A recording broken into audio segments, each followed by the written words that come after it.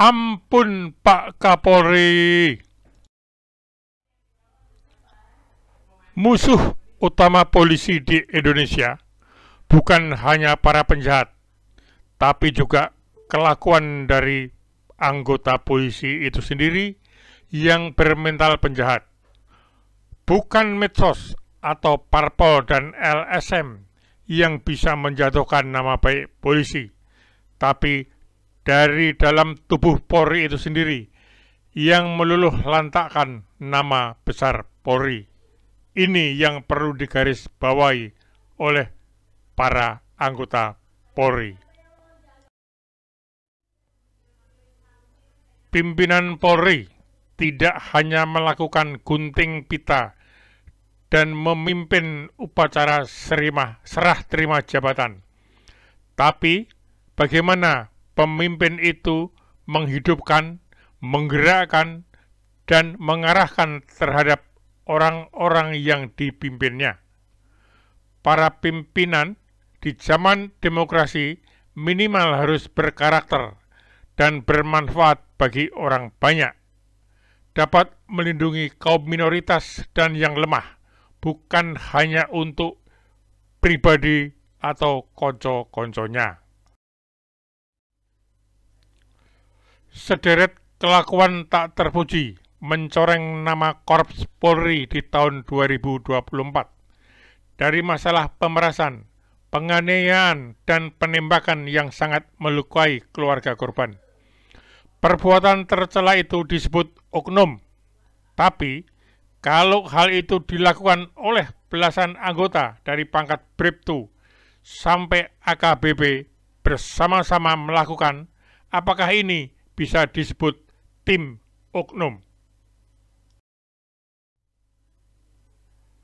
Karma adalah bentuk ajaran yang menuntun manusia. Ketika kita menanam benih anggur, kita akan mendapatkan anggur, bukan mangga. Seperti yang kita tanam, maka itulah yang akan kita tuai. Hukum karma bersifat universal dan berlaku untuk semua orang. Memang masih banyak anggota polisi yang berbudi luhur dibanding yang berbuat tercela. Namun, jika hal itu hanya jadi gunjingan tanpa tindakan nyata, untuk perbaikan bisa-bisa dianonimkan sebagai penjahat berseragam. Putri Gus Dur Yeni Wahid menyoroti berbagai peristiwa yang melibatkan pelaku dari anggota Polri.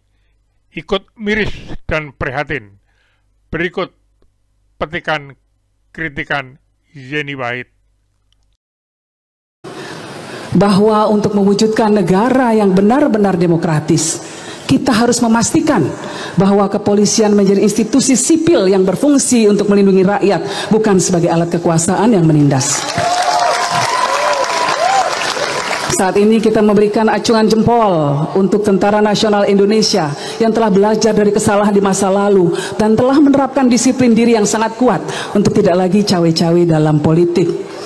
Bahkan Presiden Prabowo Subianto terpilih melalui mekanisme demokrasi.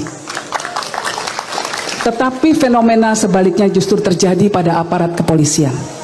Polisi yang seharusnya melindungi rakyat justru menjadi ancaman di masyarakat.